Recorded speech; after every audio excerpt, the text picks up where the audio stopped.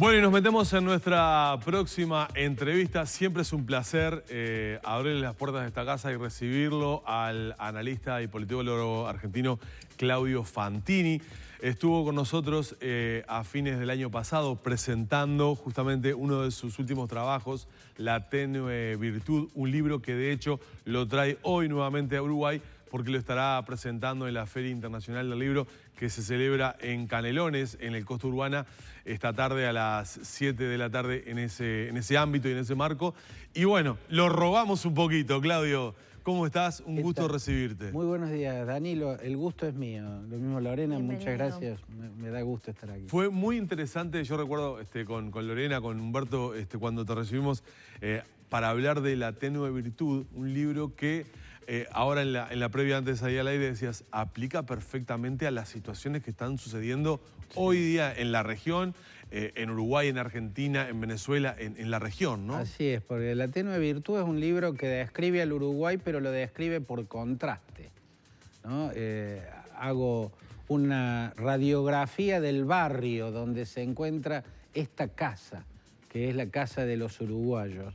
Y la radiografía de ese barrio va acentuando con el correr de los meses sus rasgos más llamativos y también, lamentablemente, sus rasgos más patológicos, ¿no? Sus rasgos más patológicos.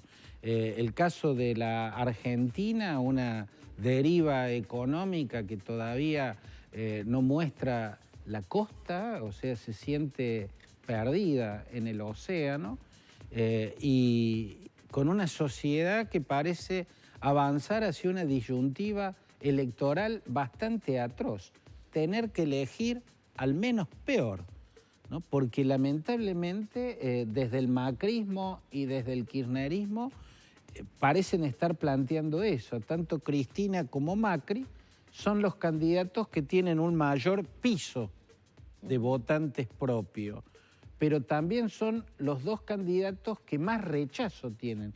Ambos tienen un rechazo contundente de una mayoría significativa de la sociedad. Cerca del 70% de los argentinos no quieren volver a ser gobernados por Cristina porque la ven sectaria, agresiva, monárquica y verticalista, y cerca del 70% de los argentinos no quieren volver a seguir siendo gobernados por Macri porque lo ven inútil, porque ven un liderazgo que hace agua por todos lados, y sin embargo, mucha de esa gente, llegado el momento de las urnas, va a tener que elegir al que le parezca el menos peor, y eso es tristísimo. Es curioso que con ese contraste que acabas de describir y con ese rechazo que tienen estas dos principales figuras políticas, Cristina Fernández y Macri, Sí. Más allá de que Cristina Fernández aparece en la fórmula como vicepresidenta, que no emerja una figura alternativa que resulte atractivo al electorado. Da la sensación, Danilo, de que estamos en los últimos días para que nazca esa posibilidad, o ya nos resignemos a que no va a nacer. ¿Existe material para esa posibilidad? Teóricamente sí, Lorena, porque cuando uno ve, por ejemplo, espacios como Alternativa Federal, que tiene líderes peronistas importantes, como el gobernador de la provincia donde yo vivo, el gobernador de Córdoba, Juan Schiaretti, un gobernante peronista exitoso, fuertemente antikirchnerista.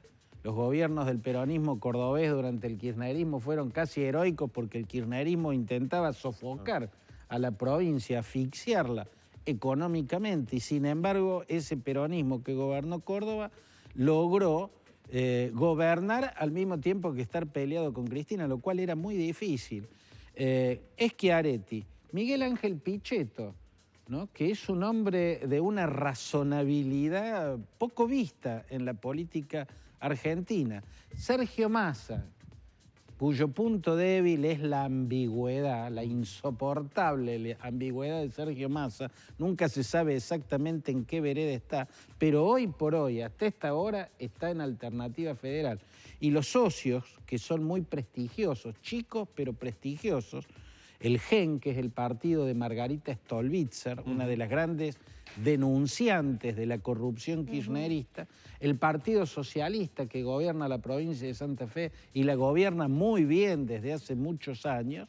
De ese espacio es de donde esa gran mayoría que no quiere ni a Cristina ni a Macri espera que surja algo, pero ya sentimos que se va agotando Paso el tiempo es inexorable. Claro, y frente a este extraño fenómeno que es que las dos personas que más rechazo tienen en la sociedad son las dos personas que van a entrar al balotaje.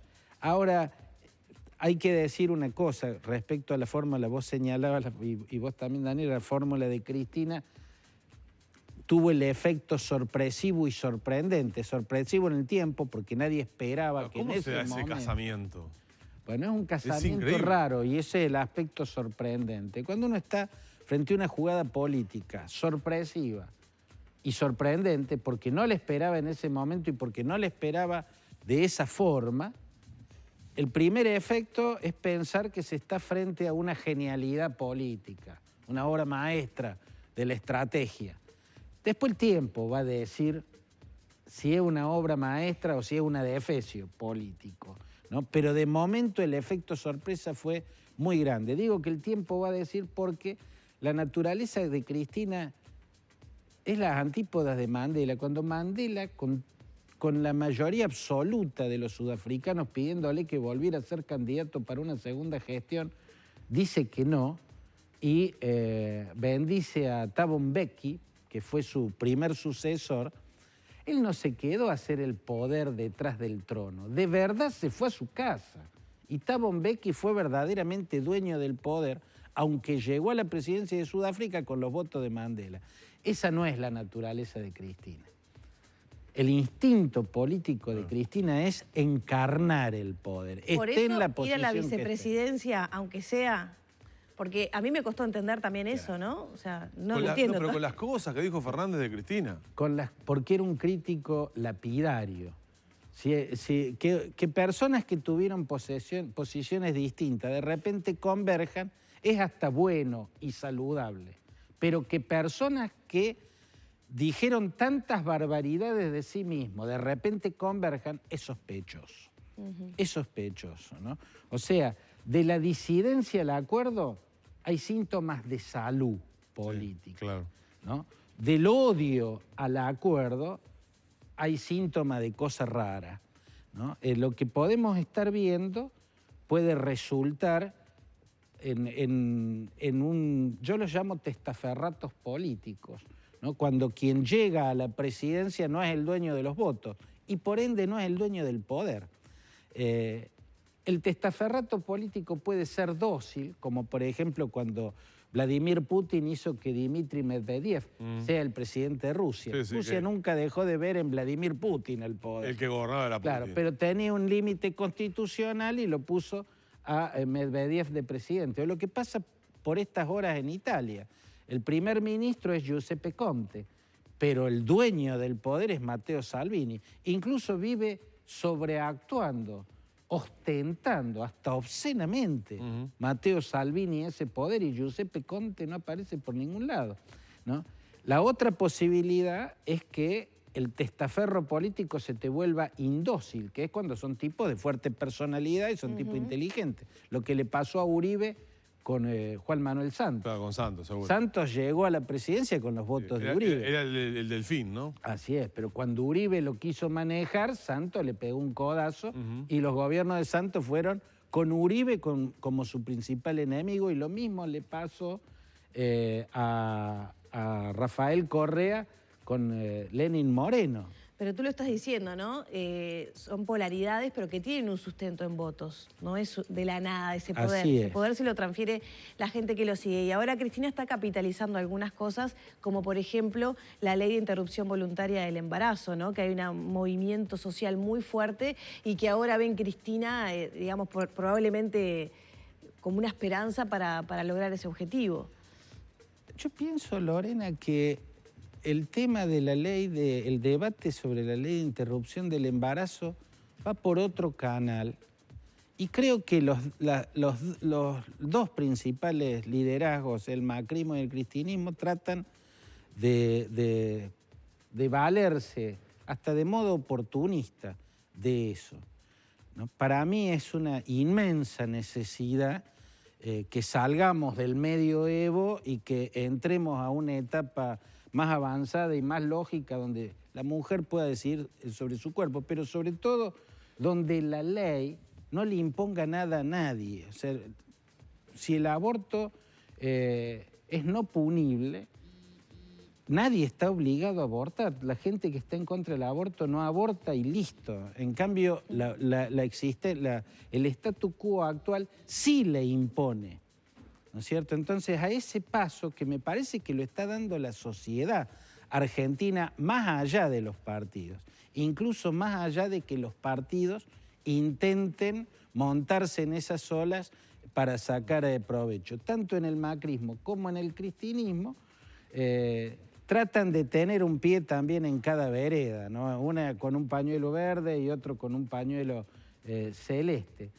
Vamos a ver, yo creo que ese es un movimiento que tiene que ver con una época, que tiene que ver con un avance que desde mi punto de vista debe darse, y me parece que los partidos, de hecho Cristina siempre fue opuesta al aborto, como fue opuesta al matrimonio igualitario, hasta que las encuestas le dieron que convenía estar a favor del matrimonio igualitario. Vilma Ibarra, que fue la legisladora kirchnerista que impulsó eso, cuando impulsó eso, la orden de la Casa Rosada fue que retirara esa propuesta del Parlamento. Y Vilma Ibarra se quedó sola con la Casa Rosada en contra, la Casa Rosada de Néstor y de Cristina Kirchner en contra, hasta que las encuestas le mostraron a Néstor y Cristina que convenía estar a favor, ¿no? Pero Vilma Ibarra hizo solo y con su partido, su fuerza política en contra. Más o menos lo mismo pasa con el tema del aborto, y lamentablemente cuando una sociedad se agrieta, que eso es lo que el libro La tenue virtud trata de advertirle a los uruguayos, no se partan, porque cuando se parten, esa fractura absorbe todo. Y todos los debates que absorbe la grieta se desvirtúan, se deforman, ¿no? Se pierde la posibilidad de debatir desde la razonabilidad, desde la lógica, cuando una sociedad está partida, como está partida la Argentina y otras sociedades latinoamericanas descritas en este libro. Y hacia eso voy, porque no quiero dejar la oportunidad de preguntarte por Venezuela. ¿Qué lectura estás haciendo de Venezuela luego de todos los acontecimientos que se han sucedido, con la oposición intentando desplazar a Maduro desde el gobierno, obviamente, y un aparato estatal que sostuvo al presidente Maduro en las horas más difíciles, y que ahora aparentemente hay algún intento de volver a retomar el diálogo y la negociación? Sí, bueno, hay muchas cosas en este tema, Danilo. Yo personalmente creo que no hay lugar para diálogo. Ya no hay más lugar. No se puede dialogar con un régimen esperpéntico. O sea, hay hechos que son de un peso de objetividad tan grande que hacen que defender a un régimen o defender ciertos instrumentos para ver cómo se sobrelleva eso, pasen a ser lo que yo llamo terraplanismo político. El terraplanismo es un movimiento en el mundo de tipos que sostienen que la Tierra es plana. Es hasta absurdo discutir, uno se siente incómodo de tener que explicarle a otra persona que la Tierra no es plana. Y sin embargo, en distintas partes del mundo, en distintos momentos, hay reuniones, congresos de terraplanistas. Tipos que sostienen que la Tierra es plana. El caso de Uruguay, por ejemplo, que insiste en continuar los diálogos. Yo el caso de Uruguay lo veo diferente en este sentido, permíteme. Primero, creo que defender al régimen de Maduro es terraplanismo político. Es defender el absurdo, es decir que la Tierra es plana. El régimen de Maduro es una dictadura militar, ¿no? Es una dictadura militar que está apoyada pura y exclusivamente en el poder militar.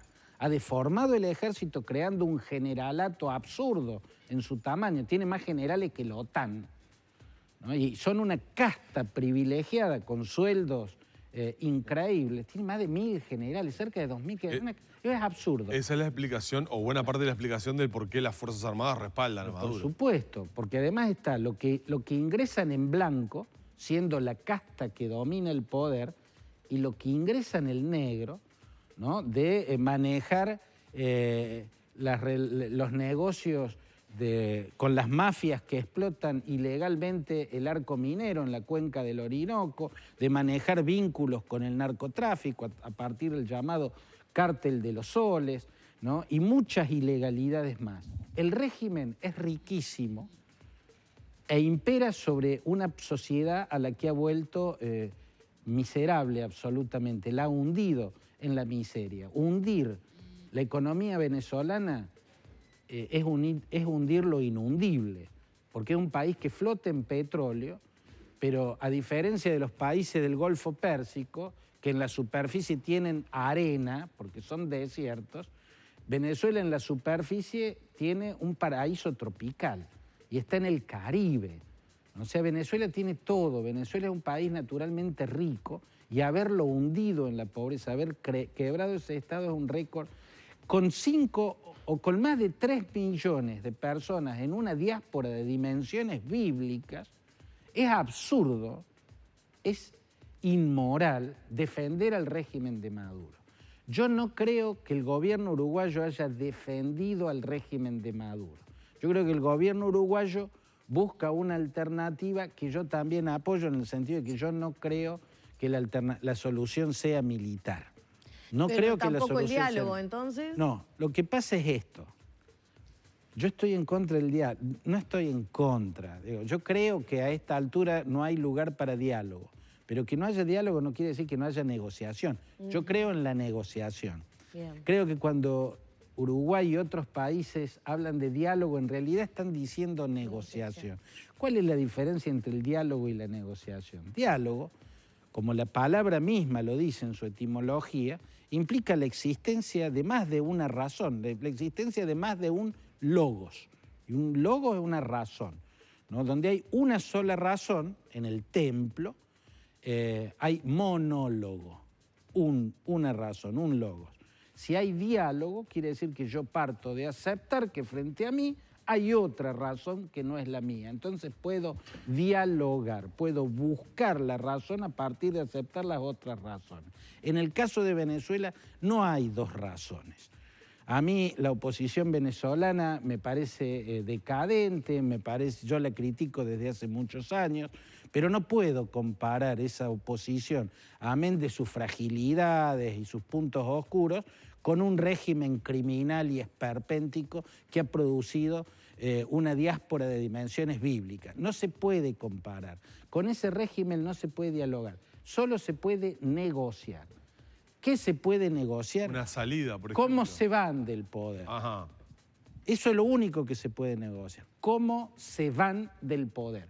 Ellos quebraron el país, ellos aplastaron los derechos humanos, ellos tienen las cárceles llenas de presos políticos, ellos ejercen la tortura en la prisión del helicoide, ¿no?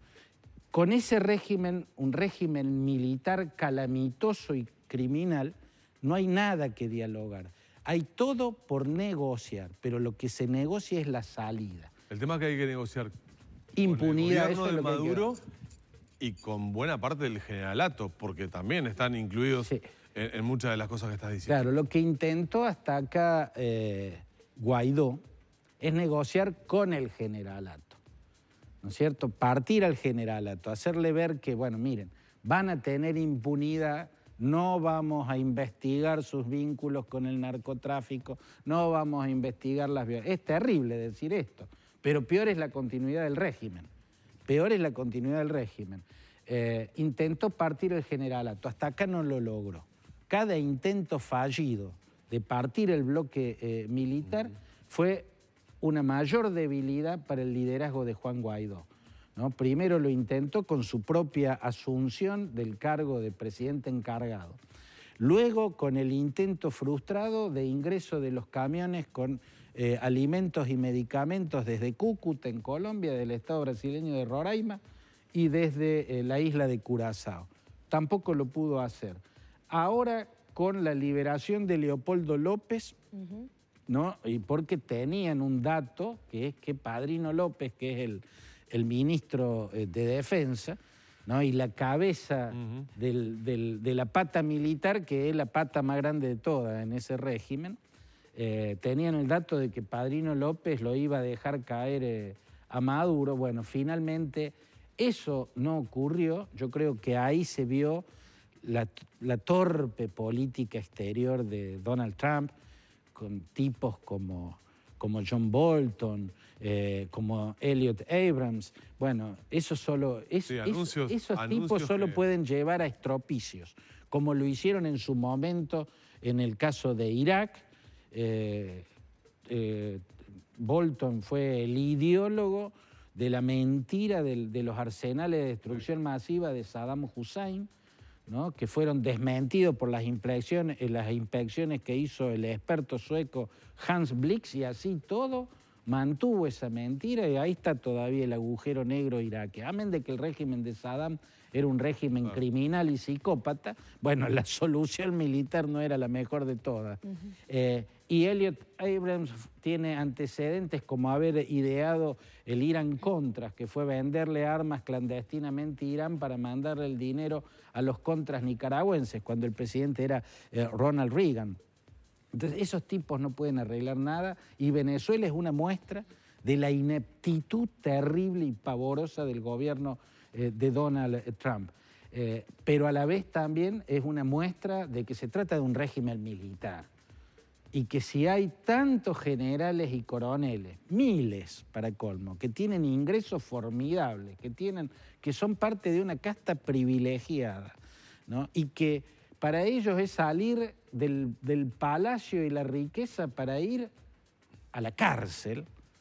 Bueno, es muy difícil romper ese bloque, es muy difícil convencerlos de dar un paso que es salir del placer para ir al tormento, porque teóricamente tendrían que ir al tormento. Bueno, para mí la alternativa es una negociación, pero negociar no es lo mismo que dialogar, claro. Y eso tienen que tener muy en claro todos los países que impulsan. Yo no creo que Uruguay haya defendido al régimen de Maduro. Creo que Uruguay busca una salida que para mí es la más importante. En tanto y en cuanto se entienda que lo que hay que negociar es sí y solo sí el final de ese régimen y las condiciones para que los venezolanos puedan votar en una elección de verdad, cosa que con ese régimen no puede ocurrir. Ya tenemos que cerrar, pero ¿cuál sería la llave para accionar que esa negociación llegue a algún fruto concreto que hasta ahora no está pasando? Bueno,